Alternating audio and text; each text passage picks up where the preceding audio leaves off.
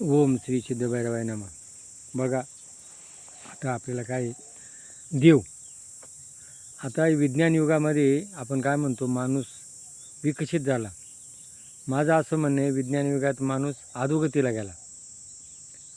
देवाची खरी व्याख्या काय आहे ही अनेक लोकांनी सांगितली, आणि ती कशी सांगितली, त्यांचं पोट भरण्याकरता सांगितली. त्यांना त्या साधूंनी, त्या लोकांनी जो देव दाखवला तो कशा करता, त्यांच्या पोटा करता. पण खरा देव कोणचा, आपल्या हृदयात, गीतेत सांगितलेले. आणि दुसरा देव आईबापात, मातृदेव भव, पितृदेव भव. तिसरा देव पंचमहाभूत, चंद्र सूर्य हवा वाणी पाणी. आणि हे प्राणीमात्र. आणि आज लोक काय करतात, मग तुकाराम महाराजांनी सांगितलं, गेले विसर्वनी खऱ्या देवा. गाडगे महाराजांनी काय सांगितलं, असा कसा तुमचा देव, घेतो बकऱ्याचा जीव. अरे देवाला तुम्ही बकरं कापित्या, कोंबडं कापित्या. आणि मग या कलियुगामध्ये काय झालं, पाश्चात्य लोकही त्यांचं अनुकरण आपण घेतलं. आणि मातृदेवोभव, बघा रामाने 14 वर्ष वनवास भोगला. कशा करता, कुटुंबावस्था, दशरथ राजाची आज्ञा, कृष्णाने यशोदा मावशी होती, नंदराजा मावसा होता, सगळ्यांना प्रेम दिलं. आज जेवढी भारतीय श्रावणबाळाने आईवडिलांची सेवा केली, भक्त पुंडलिकांना सेवा केली, आणि आपण सुद्धा तेच करायचं आहे. आणि आज गाडी आहे, बंगला आहे. अहो, प्रत्येक माणसाची इच्छा असते माझं लग्न व्हावा. आणि आता तर काहींचं होतच नाही म्हणा, लग्नाचा विषयच नाही. झालं ती झालं, आणि होतं का नाही ते सांगता येणार नाही. पण समजा लग्न झालं, मग बायको, मग मला मुलगा व्हावा, माझ्या वंशाला दिवा व्हावा, मग मी म्हातारा होईल, तो मला पाणी देईल, मला सांभाळील. आणि मग मुलं मोठे होतात, आणि त्यांना हे इंटरनेट आणि बाहेरच्या संगती लागतात. आणि त्या आईवडिलांना मुलींनासुद्धा, अरे प्रत्येक मुलींना तुमचे सासू सासरे कोण आहे, तुझे आईवडील आहे. जर ते नसते तर तुला तो नवरा मिळाला असता का? आणि मग तूही सासू होणार आहे, तुलाच सून येणार आहे. पुढं पाहायला आज कोणालाच वेळ नाही. फक्त आज प्रत्येक माणूस पायापाशी पाहतो. आणि मग आज गाडी आहे, बंगला आहे, आणि गाडी बंगला आहे सगळं. आईबाप अन्न वाचून मारतात. अरे कुत्रे पाळतात तुम्ही, अरे कुत्र्याची तुम्ही व्यवस्था करू राहिले. घोडे पाळतात, कुत्रे पाळतात. आणि आईवडिलांना जर तुम्ही तुमच्या आईवडिलांची सेवा केली तर तुमचे मुलं करतील. आज वडिलांना वृद्धाश्रमामध्ये नेऊन घालतात. आज आईवडिलांची बघा काय काय हालत आहेत. आणि मग त्यांचा तळतळाट तुम्ही घेतल्यानंतर तुम्हाला काय होणार आहे, तुमचे तेच करणार आहे. मग तुम्ही संघ काय आणलं होतं, संघ काय नेणार आहे, गाडी बंगला नेणार आहे का? आणि मग म्हणून आईबापाची सेवा आजही बाबा सांगतात. पण बाबा कसे सांगतात, 30,000 रुपये घेतात. नळी फुंकली सोनारे इकडून किरीवाले, इकडून ऐकत्या.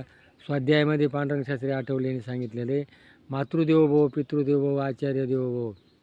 काय आज आचार्य देव नाही, मातृपितृदेव नाही, फक्त मी माझा मुलगा, बायको माझी गुरु, मुलगा झाला शालिग्राम, आता सेवा कोणाची करू. फक्त मी, माझी बायको, माझा मुलगा, माझ्या बायकोचं गणोगात. माझ्या नवऱ्याचं गणोगात अजिबात नको आहे. बायकोची बहीण जर आली तिची लई ठेप, आणि नवऱ्याची बहीण आली तिची हालत.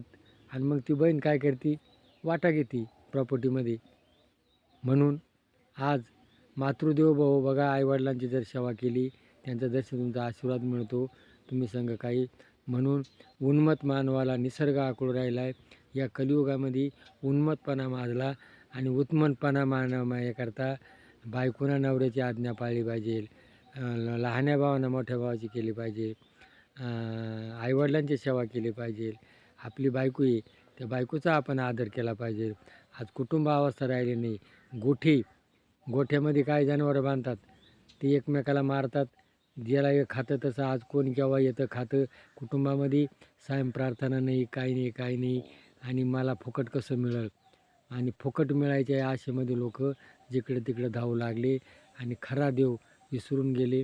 म्हणून आज ही आपली पाळी आलेली. म्हणून शासनासुद्धा वयस्कर लोक आहे बघा, वयस्कर वयोवृद्ध अपंग यांना जास्त मदत करायची गरज आहे. पण शासनही बी काय आहे, लाडक्या बहिणीकडून पैसे मत मिळवायचे आहे ना. मग लाडक्या बहिणीला हाते पाय ती लाडकी बहीण सासू-सासऱ्यांची सेवा करते का? तिला 15,000 1500 रुपये तुम्ही देणार आहे सासू-सासऱ्यांना, ती लाताना मारती, उपाशी ठेवती, जेवण देत नाही. आणि तिला तुम्ही मताकरता पैसे देऊ राहिलेत.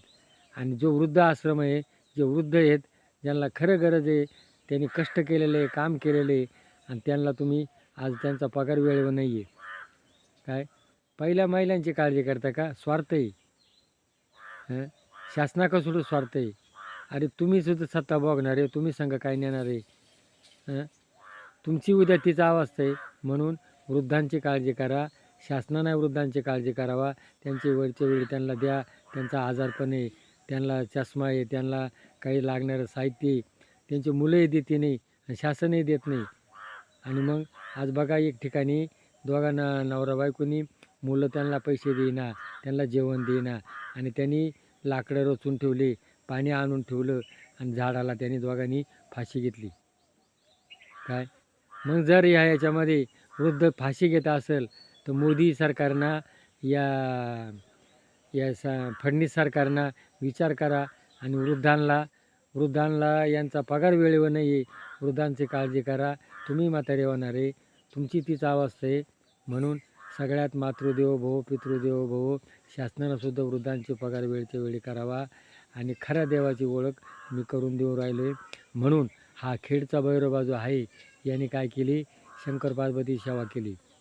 त्यांच्या आज्ञेनं तो कोल्हापूरला गेला, पाताळात गेला, जोगेश्वरी अमृत आणलं, आणि मणिमल्ल दैत्य खंडेराव आणि भैरोबा दोघांनी एक रूप घेऊन मणिमल्ल दैत्य मारलं. आज देवाऱ्यात बसला. म्हणून आपल्या देवाऱ्यामध्ये भैरवनाथ काय आपल्याला आदर्श आहे का? आईबापाची सेवा करा. गणपतीनं काय केली, कार्तिक स्वामी पृथ्वी प्रदक्षिणा करायला गेला आणि गणपतीनं फक्त शंकर पार्वतीला फेरी मारली आणि तो पूज्य मानला गेला. म्हणून आजच्या जगामध्ये मातृदेवो भव हा विषय लय महत्त्वाचा आहे. आज इकडं तिकडं गाडी आहे, बंगला आहे, सगळं आहे, त्यांनी सगळं केलं, पण वयोवृद्ध झाल्यानंतर ते कोण झाले, नोकर झाले, गडी झाले, पराधीन पुत्र वृद्ध या जगताचा. आज वृद्ध कोण झाला आहे, पराधीन झालेला आहे. म्हणून शासनानं याचा विचार करावा. आणि हे जर पटलं असेल तर याला क्लिक करा. जय भैरवनाथ महाराज की जय.